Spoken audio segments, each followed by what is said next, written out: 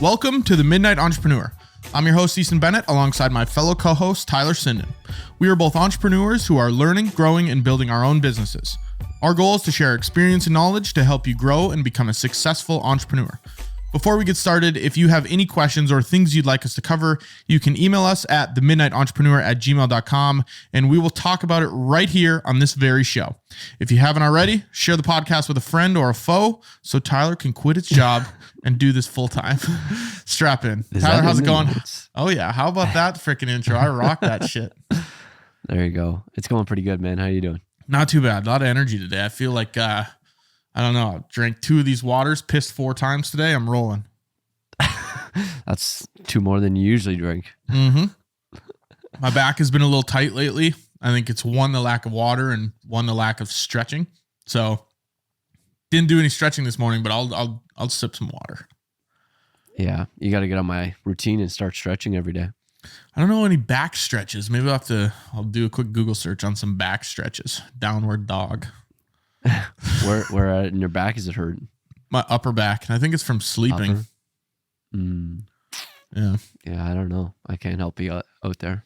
Yeah. I feel like I just know the lower back ones. You do the twist side to side things too and bend over. Yeah. Yeah. Usually I never have upper back problems, but it's just recently in the last week. So who knows? Maybe I'm dying. Who knows? But let's get into business talk here, Tyler. What do you got? Updates for us? What's going on? So last week I talked about my client referring me to someone. So basically all he really said is that he was looking for SEO help and just anywhere that he could improve on his website. So I just kind of recorded a couple looms and sent it to him. I got a notification that he watched one of them and haven't heard anything back, but I got that done and sent it out to him. Not sure if anything will be coming of it. Hopefully I provided some value for him, at least to maybe improve on his website.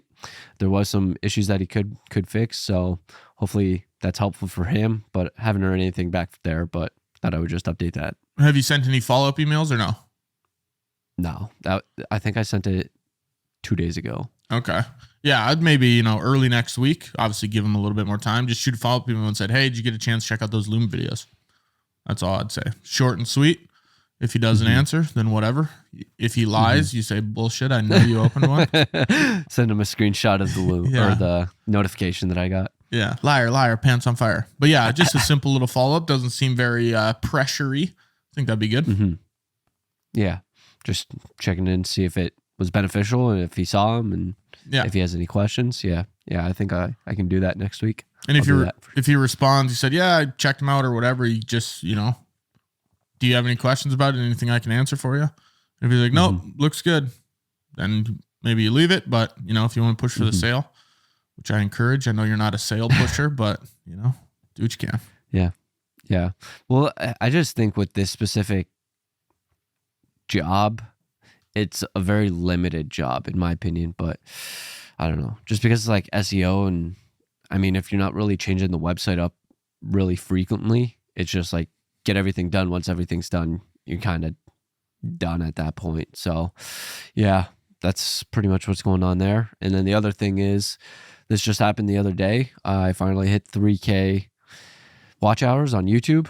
So I applied for the partner program, got approved. And yeah, I don't think I'm going to really ever do anything with that part. I at first when I saw it, I'm like, oh, cool. And then I was like, I don't think I'm going to apply. And then a couple days later, I went to it and I'm like, yeah, fuck it, I'll apply. And then just felt like maybe it'll be easier when I do hit 4,000 hours. But I thought that was kind of a cool accomplishment. So what is the partner program compared to the monetization? So this is also monetization. It's just a different form. And basically it's just people, you have memberships on your YouTube channel. And that's why I'm not a big fan of it, just because I don't see like much value in it, where you can just give the people that pay for memberships exclusive benefits. And it's like you can get exclusive videos, or you can get badges, or you can get emojis, or I don't know, you get quick replies on comments or something like that. So I don't know. I just didn't see much value in that, and I don't really feel like doing it. And to me, it just kind of seems like YouTube, and then anyone who does, like, I'm sure there are some types of channels, like you could do gated information, like maybe you have like financial information or housing information and you want to have like gated information there. I could see that, but for like what I'm doing, I don't really see, like, maybe I could, like, if there are followers, and be like, I'll have gated information on training programs or diet or something like that. So I guess it's maybe just brainstorming, because now that the more that I talk about it, some ideas do come up, but it's like, I don't think I'm really going to be doing anything with that specifically. Yeah, I've seen a few creators have the membership where you can join their team or whatever they call it. And I've never actually joined one. I've only seen a few creators actually do it. But like you said, it is cool if you can offer some actual valuable information. But if you just create a membership and they're not really getting much out of it, that's where it gets a little bit watered down. It's almost like YouTube's version of Patreon. Yeah, exactly. And I think maybe there's like something where if you go on live a lot, I think maybe they get preferential behavior, or they're able to chat live. Maybe that's some of the benefits, but I don't go live, and I don't know, just for me, I just thought it was just like a cool benchmark to finally hit, because I know I've been struggling, but slowly getting up there. For sure. No, it's super awesome, dude. 3,000 watch hours. That's a lot. I don't think people realize how many. 4,000 is the monetization where you can run ads, but 3,000 even is a ton too. So that is a tough accomplishment to get to, and congrats on that, Tyler. Thanks. Yeah, it kind of changed my mindset on a lot of posting in the videos that I create, because it's trying to come up with content that, when I think about it, it's like, is someone going to actually want to come back and watch this? And are they willing to, because it's like the attention era, and it's like, is someone willing to watch this? So I'm trying to like make it as engaging as possible, trying to make it maybe somewhat educational, somewhat maybe motivational, whatever it might be. I'm just trying to make it so it's like, would someone be willing to waste 10 minutes, 15 minutes, however long of their life watching this video? Really putting yourself in your audience's shoes of, would I watch this video? Or is it just a video I'm throwing into the algorithm just because it's a video? Yeah. And I think that's kind of where I pivoted off those one types of videos that we talked about on the mastermind. And I think that was one of the reasons why I did want to pivot off that. And at the same time, I think I was just doing those for the wrong reason, just because I was like, these get these get watch hours, these get views. I'll keep doing it so I can hit 3,000. But I think for me, that's not really the right reason to do it. Yeah. You want to build a community for sure. And that's the main goal of it, is to build some loyal fans, some loyal followers. And if the monetization comes, then awesome, but don't force it. That's something we've been talking about recently. Yeah. The crappy part about you saying that and building the community, I think a lot of people did like me doing those videos where I was on the Zwift ride, because I did get quite a few comments after when I said this is my last one that I'm doing. Like, oh, I really enjoyed this. Oh, I enjoyed watching you do these races. And it was like, oh, didn't really realize that. There was a couple people that would consistently comment, but I got a couple more that I guess were just kind of in the weeds and just would watch. So, I mean, I was building a little bit of a community, but I was building it around something that maybe wasn't what I was intending to initially go for. And something maybe you didn't, it was awesome to build that community, but you don't necessarily want to build a community around just Zwift rides. That really locks you into a certain area, because if you can't translate those viewers of the Zwift rides to the other Ironman content, it's going to be hard to maintain that community. I've heard before people talking about it where people will get stuck in a niche because it took off. Like maybe you're making like these different types of pieces of content, and then something that you just randomly make one day and that takes off. And then all of a sudden you're branded or niched as that person. And then you start to make that type of content because that's what gets views. That's what, for example, when I was just starting out, this one girl, she made a video on quitting social media as a Gen Z, and it absolutely blew up. and all of her other content wouldn't really get views. So whenever she wanted to get views, she would make something on that topic. So it's like she kind of stayed there, but at the same time, she tried to go back to what she was doing because like that's, I think, what she preferred, but she kind of got sucked into that specific niche because, or brand, whatever you want to call it, because that's what actually took off. So a lot of people can potentially get stuck in something that they don't actually enjoy just because like one video takes off. You don't want to get trapped in something that you're just feeding the algorithm just for the views, because you're going to hate creating that content. Well, maybe not hate it, but you're not going to like it as much as you want to create the actual stuff you enjoy creating. So it is a fine line, slippery line. And I commend you, Tyler, for quitting your Zwift rides for the greater good, you could say. For the greater good. Yeah, that's the 30-minute video that Graham Stephan made the other day. He kind of talked a little bit about that, and it was like, good points. Yeah, go check that video out if you haven't seen it. I actually haven't watched it yet, but I know you sent it in our group chat, so I'll have to go. I'll go back and take a peek at that video. Yeah, watch my videos too, and then you can potentially watch someone else's videos coming out soon. I don't know whose, but do you want to touch on? Say what? Got Yeah. any updates? Yeah, I got some updates. So first update I got, New York City trip. Great, fantastic. Wink, wink. I haven't actually went on it, but when you guys are listening, I will be back from the trip. So fingers crossed. When you do this. Fingers crossed that the trip was fantastic. We'll just say it was. We'll say it was. Okay. The other updates I got. Why do you do? We'll update you again next week when it actually is done. You don't like when I do that? I think it's stupid. It's comedy, man. We need some comedic relief in the middle of these episodes. Yep. All right. It's just to let people know that I'm back, and now I can tease them for next week. We got to add like the laugh track in the background so people will actually laugh. Exactly. Laughing's contagious. Yeah. Why we don't have to add it? They're laughing at home. They're like, God, these guys are funny. Great guys. The other update Tyler's mentioned, I got some content rolling out. Today is day 2 that I've posted the social media content back on that wagon. Going for every single day until I can't do it anymore. We'll see how it goes. Right now I got about 19 clips in the chamber.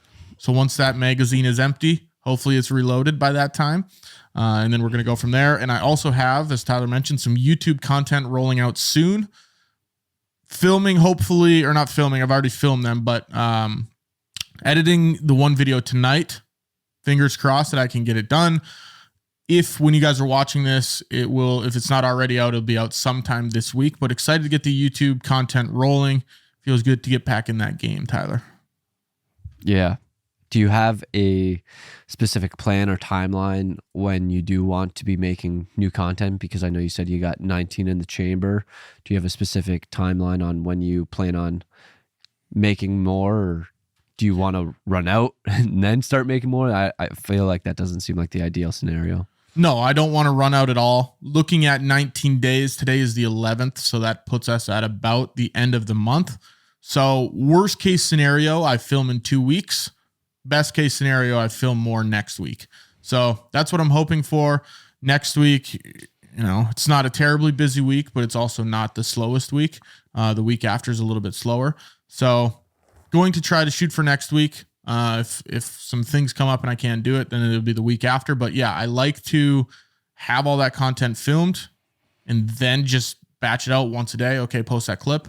The editor I'm working with right now, instead of delivering all 20 clips, it's more so 1 clip a day and say, hey, here's another clip. Here's another clip. It's a little different for me. I'm not used to that format, but we're getting used to it. It's not really that big of a deal. I mean, it's the same thing. I'm still 5 clips in advance right now. So I just don't want to get to the point where I need to post that day and I still haven't gotten a clip. So as long as I'm a couple days ahead, that's fine. But yeah, trying to go as many days in a row as I can. Hopefully it happens till the end of the year and then I can reassess where that got me. End of the year. Oh man, you struggle with 30 days. 30 I got in the chamber. 30's a lock. I already got 20. Yeah, 30's no problem. Well, I'm just saying, like when we did our 30-day challenge, you didn't even get that done. And now you're going, what is this, like 8 months? But the 30-day challenge was different because we made an internal rule that it can't be talking head stuff, right? Did we? we had a conversation, like obviously I can record 30 clips and be ready and say I just crushed the challenge, right?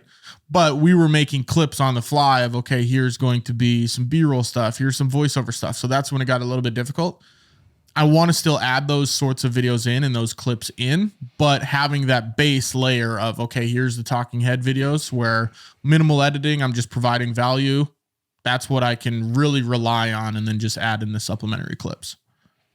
How do you stay motivated to do this? Because I know you got 19 in the chamber. You can always just say, I don't have to do it today. I still got 19. Like maybe once this week comes up, you got 12 still left. And it's like, I don't need a film. I still got 12. And then like when the next week comes, it's like, I don't need to do it. I still got 5. Like the procrastination coming in. How do you handle all that stuff? Motivation, procrastination. I don't know if I have the perfect answer for that, because there are times when I just think, I don't need to post. But most recently, I've told myself there's a couple things I want to work on getting better at. One is responding to things as they come in. So a lot of times I'll get a text message and I'll read it and I'll be like, okay, I'll answer that later. In my head, why do I need to answer that later? Why don't I just answer it right now? So that's the first thing I'm working on. And then the second thing I'm working on is the minimal small tasks that can be completed fast, like posting these clips. Posting the clips, now that I have the clip and the thumbnail, is super quick. Go to one platform, post a clip, write a quick caption, copy and paste, go to the other platforms and do it. So super simple for that. So those are the two things, is one, answering faster, and then those small tasks that I would push back, like you're saying, where maybe you think, I got 12 clips, I don't need to post today. Just do it super quick. It takes 5 minutes and then you're good to go. So that's how I'm dealing with that right now. Like create. Oh, the creating aspect, or like filming it? Yeah. Yeah. I think the way that I look at it as, one, if I know I have 12 clips left, let's say that's 12 days. I know filming is going to take a day, and then editing might take a couple days. So really, do you have 12? No, you probably have 9. You might have 8. Plus you got to get to the editor. Maybe there's the first one of revisions. You want to get a couple clips ahead. So really that 12 days turns into 0 days pretty quick. So the motivation to do it is, one, I've really committed to, I want to see what the actual outcome of posting these daily is. A lot of times I work with my clients and we do videos, and they might not have the budget to create a clip for every single day. So they're doing 2 a week, or they're doing 3 a week. But I really want to see the outcome and the effect of posting every single day, the same type of video, being consistent with that. And maybe I can use that as leverage when I'm pitching clients. I've seen it work for other people online, hoping to get the same results. So we'll see how that goes. But that's kind of the motivation I'm going through right now, is I want to see what the outcome of this turns into. Plus, I know that when Spencer starts editing more and I have more free time, I want to see what the effect of this has on creating leads for the business, and if we are getting leads through that. So you're going to stick with that one type of video as the base. So there'll be talking head videos every day, a minute long or 30 seconds, whatever it is, as the base. If there's another video where there's a trend or there's a trending audio, or I can throw some other footage together and create another piece of content, I will, and then just post twice that day. But I think the base layer is going to be those talking head videos every single day. Every day. Gotcha. Because I was thinking, like, if you did want to get back into the B-rolls or behind the scene types of videos where you do like the voiceovers, you could maybe just film those, and then you don't really have a timeline on those because you have all these other ones that are in the bank, and then you can just kind of get it done when you get it done. And it's like, maybe you got like a big shoot day. It's like, okay, I'm going to get a few clips of this day in, and then I don't really have a timeline for it, but maybe if there's a day that I don't have something to post, or if I want to switch it up, I could do that. But I guess if you're posting twice a day, that's bold strategy, Cotton. See if it pays off. Yeah, I think it's all right. The biggest issue that I have is I always forget to film those clips and take photos while I'm on set. I'm going to make it my mission to bring as many behind the scenes photographer/videographer on future sets as I can, just so I have that content, and then coming up with a more efficient process on when I am posting on social. I have a folder that's, hey, behind the scenes content from this shoot. I can go in there, pull footage, or I have footage from here's the final video from the month of April, all the final videos I did. So if I want to post some final videos or some results, whatever it might be, having an organizational structure to be able to create those one-off pieces of content outside of the daily talking head posts. Maybe you do what the TikTokers do, where they put the GoPro on the camera or on your head or wherever they put it, on the chest. I'm not sure where they put it, but they always do it, and then you can get like the behind the scenes look. Then I have to get the GoPro. Tape my phone to my head. You just had a massive month the other month, so you're good. Yeah, I could probably afford it. I just spent $700 today on Bennett Creative Media merch. So, oh, dope. What are you gonna do with that? Is it going with you and Spencer? Yeah, I got some for Spencer. I got some new hats. The hats just say crew on them, which I'm pretty excited about to wear that on set. I don't know why. Got some nice like Adidas pullovers with the logo on it.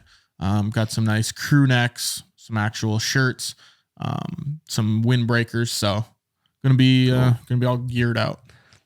I feel like you haven't talked much about Spencer. Maybe you can do that on a future episode. Yeah, we can do that. His name is Spencer, and he is an editor. He's doing good though. A quick little update. He is doing good. Nice. It's good to hear. I'm enjoying what he's doing. We're going through training, so maybe we'll do an episode on training, how to train an employee, because there's a lot I've learned in the last month or so when I've been training him. Mm-hmm. I bet. It's a whole process. Yeah, it is. And it's something, you got to learn. So that's kind of goes back to what we were talking about earlier about growing the business. You're not really sure how to grow something or what to implement if you don't know, right? You learn along the way, and that gets you to the next point. So that's kind of all of the updates I had, Tyler. There's one more updated VidLead, which is, again, the back-end software I'm using for everything. Had to update some of the automations because some of the clients were getting, I don't know how, but it was putting them into random workflows and then sending them automated emails. So I think it happened to about 3 clients, and I just had to send them a personal email myself and say, hey, you probably got a weird email, or if you haven't, you might, but just wanted to give you a heads up. There's a glitch in our software. We fixed it. Just wanted to give you a heads up. There's nothing that you need to do. So had to go through and fix that. It was kind of a fire I had to put out, but we got her fixed. Just wanted to give you the advice of when you are doing these automations, make sure you are testing them thoroughly. I thought I had them tested. I sent test emails and everything, but must have missed a couple areas. So test them thoroughly. Do it 2, 3, 4 times. Find a friend that you can send these emails to. I know I did it with you, Tyler, but really test those out and make sure that the process these people are going through and on your backend software is correct and accurate, because it's much harder to fix it after the fact than it is to set it up in the beginning.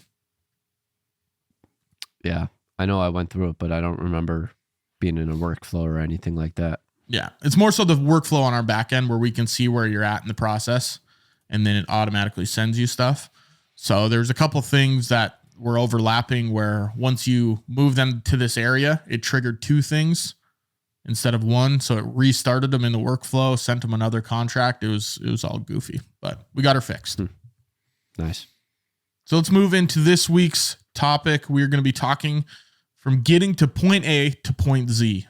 I know a lot of people have heard the saying of, take someone from point A to point B, but that's only one step. You're going from the first letter of the alphabet to the second letter of the alphabet. We're talking about going from the first to is there 26 letters in the alphabet? I think so, yeah. There is. First to the 26, there's a lot more steps. And the reason this came up is actually because I was just thinking about it with my own personal goals, but it really stems around having a goal or a vision or a place that you want to get to and what's actually going to get you there. So Tyler, before we get into it, I'll give my studio example to set the stage a little bit here. One of the goals that I had at the beginning of the year. Yeah, set the room. One of the goals I had at the beginning of the year was, I want to have a studio. I want to get inside of a space where we can have some office space, we can have some shooting space, and have this studio. That was my goal, and I didn't think anything past that.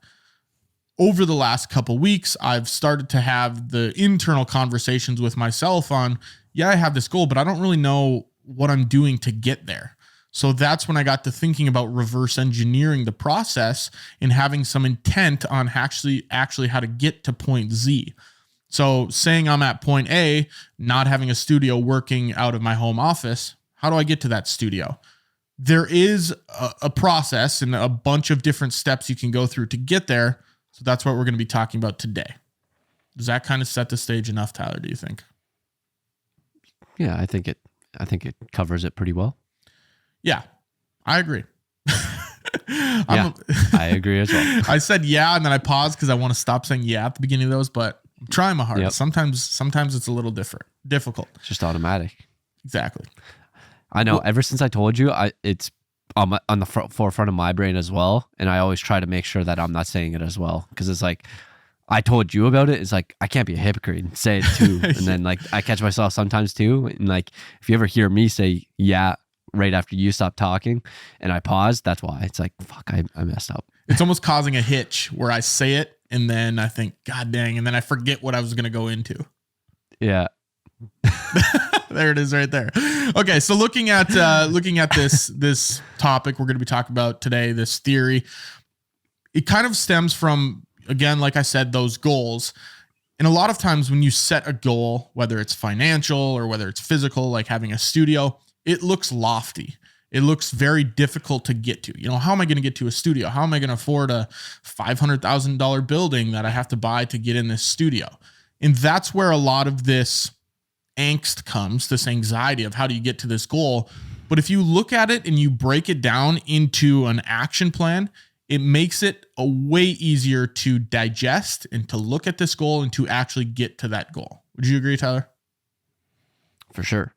I believe that when you were talking, it made me think, should you come up with these massive plans, or should you start small and then once you're getting close to achieving that small goal, you adjust it from there? So I'll give you the example. So for Richard Branson, I believe, he started Virgin Airlines.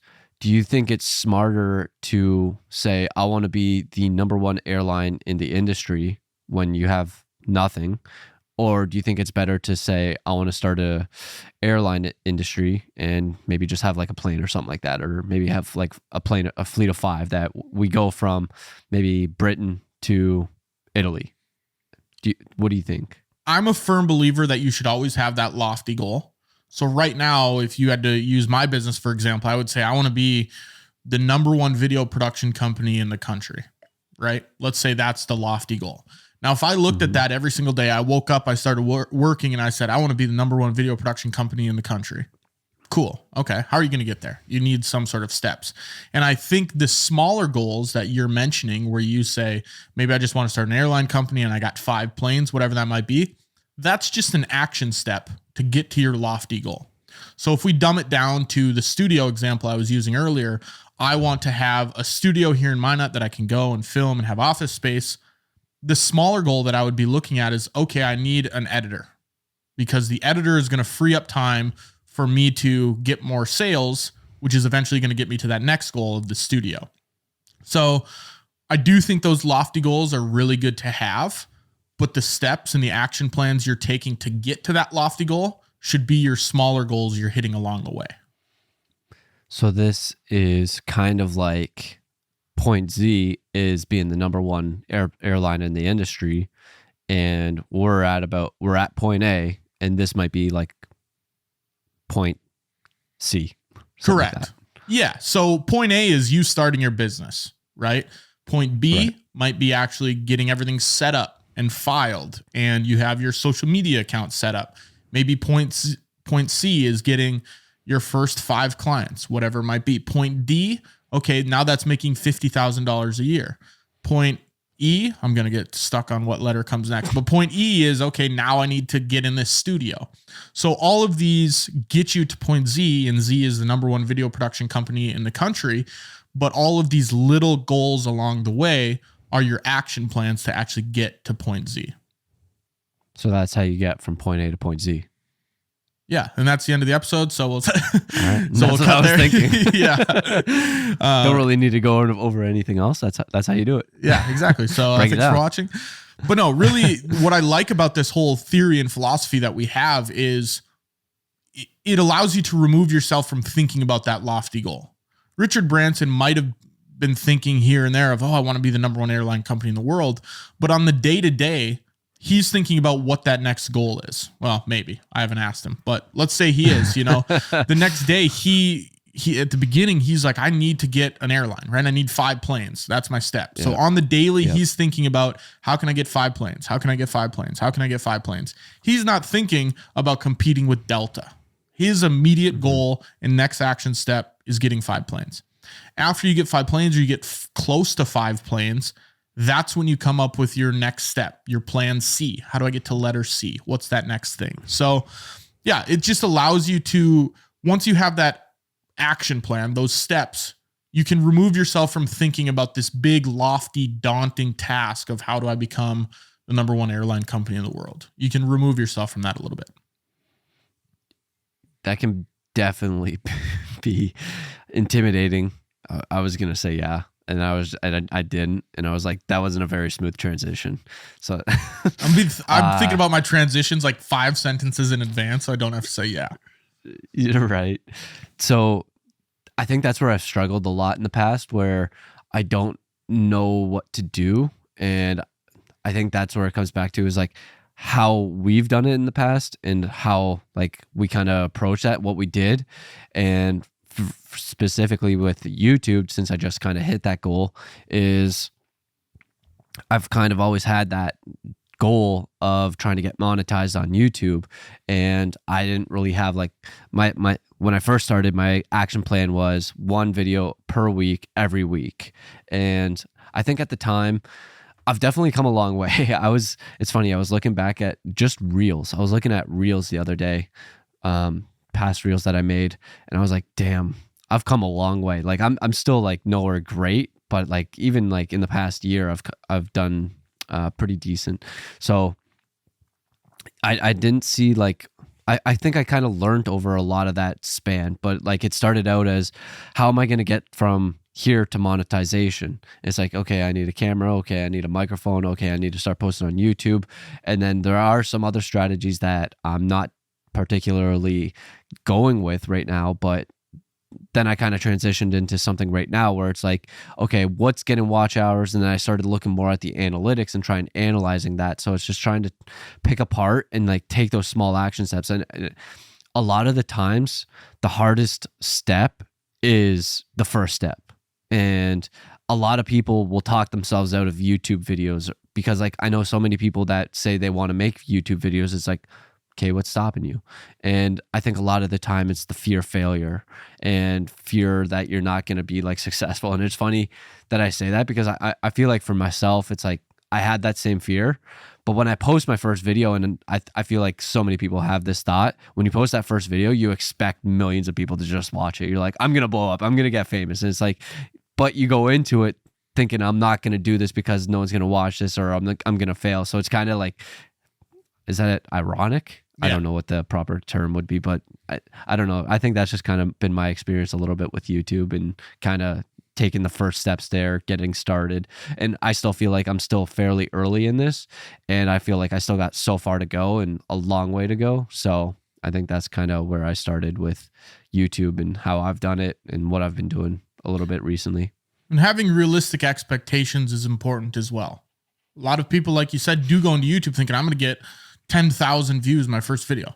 That's never going to happen unless you have a video production background and you really know how to formulate this perfect video, or Mr. Beast is coaching you, or whatever it might be. Or you already have branding or personal brand, whatever it might be. Correct. You know, if Nike was to start a YouTube channel tomorrow because they didn't have one yet, and then they posted a video, that's different than Sally Johnson, who's starting in her basement filming, you know, whatever types of videos they might be.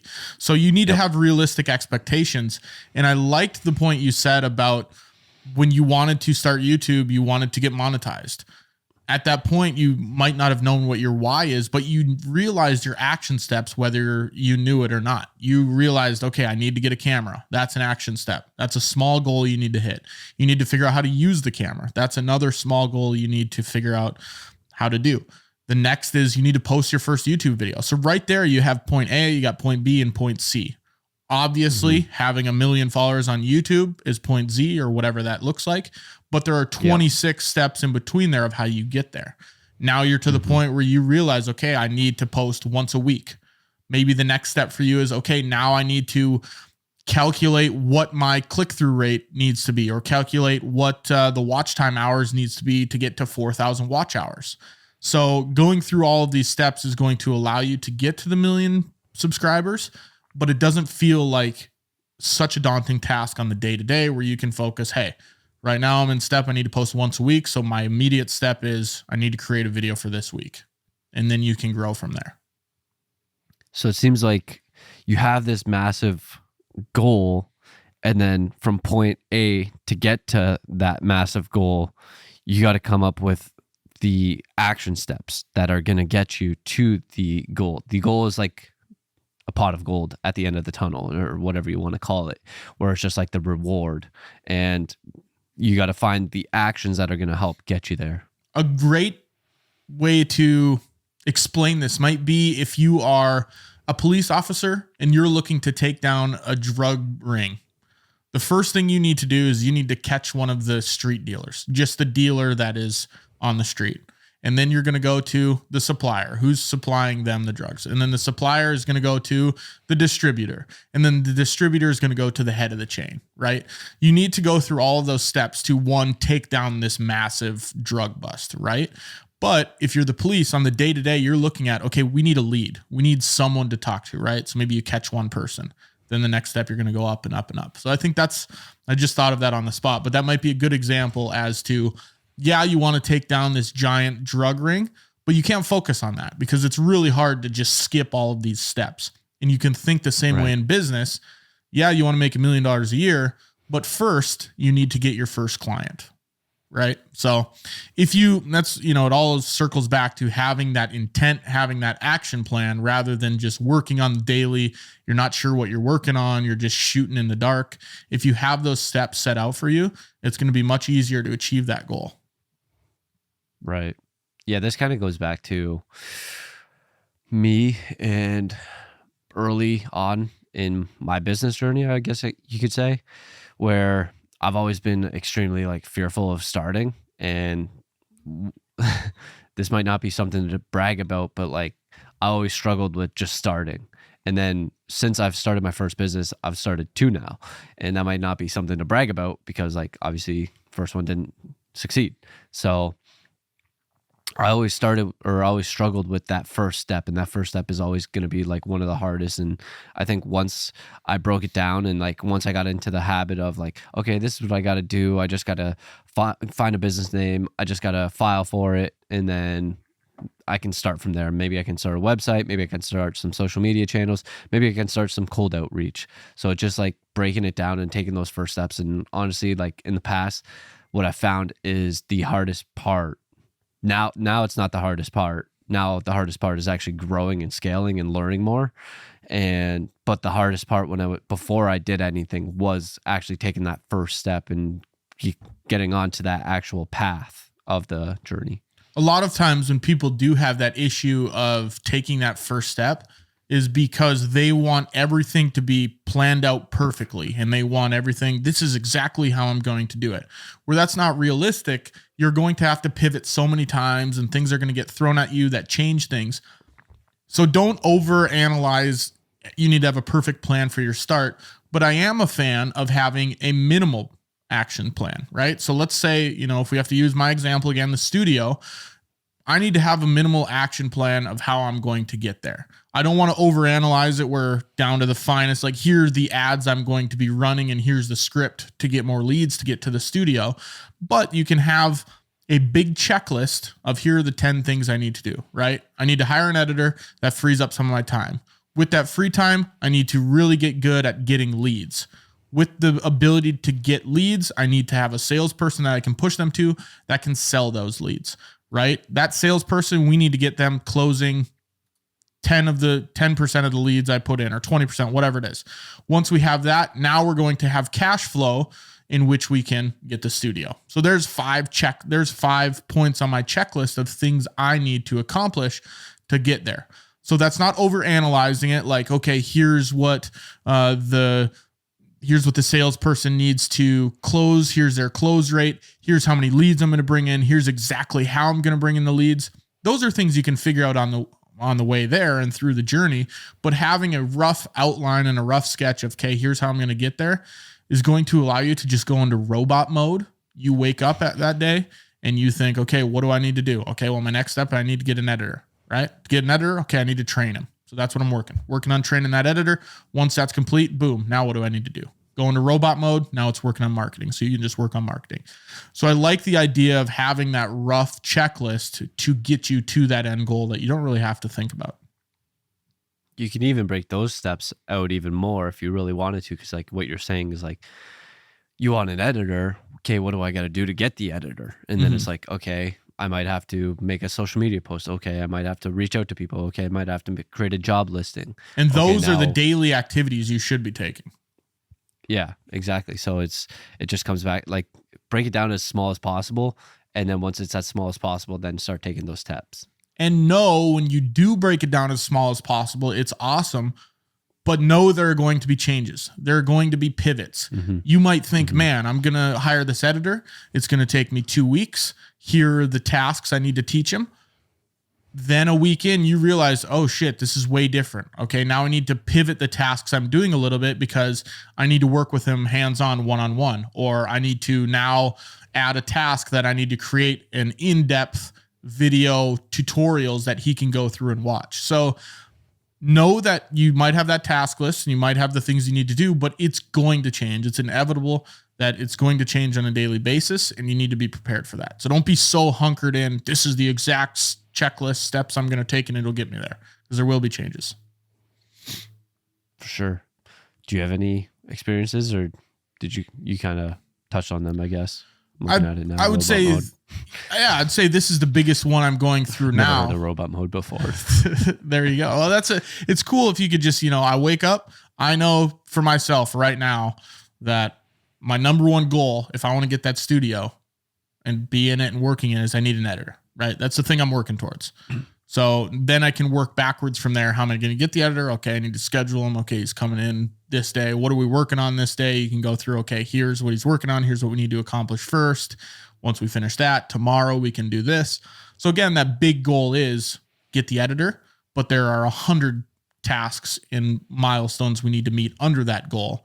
But yeah, just figuring out, that's the biggest thing I'm going through now, is figuring out what are the steps we need to take to get to the goal we're trying to get to, which is a studio, and then just work on that on a daily basis.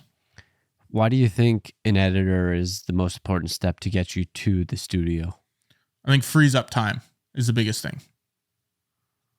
Do you think it generates more revenue? Right now, no, but I think it will. Long term? Long term. And not even terribly long, but right now I'm not really gaining that much time back, because the time that I'm gaining from not having to edit, I'm putting right back in training. So it's a wash right now. Might even be on the negative side, but at the point where I can push this project to him, he can edit it. Then I can work on the marketing side of things and start to get the sales going. That will create more revenue. But at this moment right now, I don't think it is, but more so looking into the future. And I also think it's going to help revenue wise with the turnaround time. A lot of times, if I'm the only person editing the video, I might edit for, 10 hours a week out of my 40 quote unquote working hours. Whereas if I have him, he's working 40 hours strictly on video. So now instead of a 3 to 4 week turnaround time, 3, 4, 5 weeks for a client to get their video back, now it might be 2 weeks. Well, that means that invoice is getting sent out faster. That means we're getting paid faster. And obviously cash flow in a business allows you to do a little bit more. So it's going to be, fingers crossed, a win-win in all scenarios. Do you think you could upsell for quick turnarounds? Yes, I think so. I don't know if it's something, a lot of times clients come to me, they have a deadline, and it's generally not quick. So it's not like, hey, we need this video in 2 weeks. And if it is, we need this video in 2 weeks, we already do charge them extra for that. But it's more so we can now promise, hey, the video is going to be done in 4 weeks, deliver it in 3 to keep them a little bit happy. They're excited that the video came early, or deliver it in 2, whatever it might be. So I don't know if there's an upsell. If someone said, hey, our deadline is 3 months from now, I don't know if they would ever even want to pay more just to get it Right. in 2 weeks. But yeah, it definitely opens some opportunities. Okay.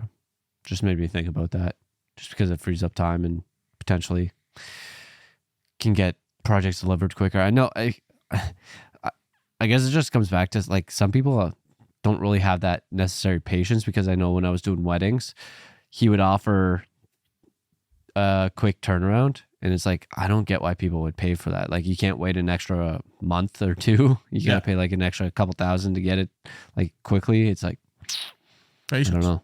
And I think it also helps if we're turning around videos way quicker, that sets us ahead of the competition, right? If we can rip out videos that, every single time you work with us, your video is going to be done like that. Okay, that's some leverage that we have. So now we can raise our prices across the board. So if someone is $2,000 and we're $5,000, they could be like, well, what is you so more expensive for? Well, our experience is way better. You're going to get your video just like that. The process is more seamless. So it does just add another little checkpoint of why we can justify charging more money. More leverage. Go listen to last week's leverage episode. Yeah, exactly. Tyler, you got anything else you want to touch on here? I think we covered it pretty good. Yeah, I feel like that's pretty much it. We covered it in like the first 5 minutes, but you know what? We kept talking and just taking those first steps. I think the first step's usually the hardest, but maybe once you get the first step done, other steps become the hardest. And have some intent. That's, if you could take one thing away from this episode that I could choose, have some intent behind what your goals and milestones actually are. You can shoot for an arbitrary number of, I want to make $500,000 this year, but ask yourself, why do you want to do that? Okay. And if your answer is sufficient for you to actually go for that, okay, now how are you actually going to do it? Put in a process, put in a plan of how you're going to get there, rather than, well, hopefully it falls in my lap. Hopefully I work hard enough that I get to that point. Come up with some actual action steps on how to get there. I like it. All right, let's pivot into this week's business idea. Tyler, on you this week. What do you got for us? I don't know if I mentioned this or talked about this, because I do remember I did one on coffee, but I just had a dentist appointment and my teeth were getting a bit. Did you? Yeah, they want me to get my wisdom teeth taken out. Did you get cleaned or anything? Or was it just like an appointment? It was just a teeth cleaning. Did they talk about, do your teeth get stained from drinking coffee? They didn't talk about it. I mean, I don't have the whitest teeth on earth, but I've always heard that not yellow teeth, like not like a highlighter yellow, but a little bit of color to your teeth is healthy. Like that's how they're supposed to be. But I was getting like build up on it. So that's just kind of like where this idea came from. I don't know, because I remember I talked about, maybe it was just like caffeine that I talked about, but like a coffee whitener. So like you add it into your coffee, because when you drink black, obviously not the best, but if it whitened your teeth at the same time, I feel like that's... Yeah. Maybe it's a filter that could be at like the bottom of a special cup. So when the coffee passes through. What do you mean? Like, let's say you drink out of like a tumbler cup, that little hole you sip out of. If there was a little like filter that before it went out of that hole into your mouth, it passed through this thing that added some sort of whitening to it. So you didn't have to pour it in your cup every time. Well, I'm not saying pour it. Maybe it's like a capsule or a tablet, and you just kind of pop it in there. Yeah. And then it either changes the color of it, or it just like has like a whitening ingredient in it, or maybe it's like a protective coat over your teeth. Yeah. I think that was something that it was like a protective coat. That's what I think my previous idea was, but like just like maybe it's like a capsule that you put in your coffee, and then it changes it to like, maybe it's like a white, and then it also like has some whitening powder in it or something like that. I don't know. It's got to be edible as well at the same time. Maybe we should do pro straws. Drink coffee out of a straw. Yeah. Hot coffee out of a straw. You ever tried that? I have not. Me neither. I don't know if I ever will. Yeah, I don't think so either. I know they said that they say do that with like Coke and stuff, so it like avoids hitting your teeth. But like, I don't know about you, but whenever I like drink stuff, I like to swish it around in my mouth, and that's probably your issue. I do not do that. You don't like? No, Maybe wine. I wouldn't say I do it like every time, but it's like it gets around in my mouth. Yeah. Yeah. It explores all nooks and crannies in the mouth before I drink it. I would say that's maybe one of your issues. That maybe. You would run that next time you go to the dentist, run that by him and see if that's causing anything. Because I just got my teeth cleaned. She kind of did say that. And I drink coffee every day. And she didn't say anything was out of the normal. She's like, yeah, there's a little bit of build up here and there, but nothing out of the norm.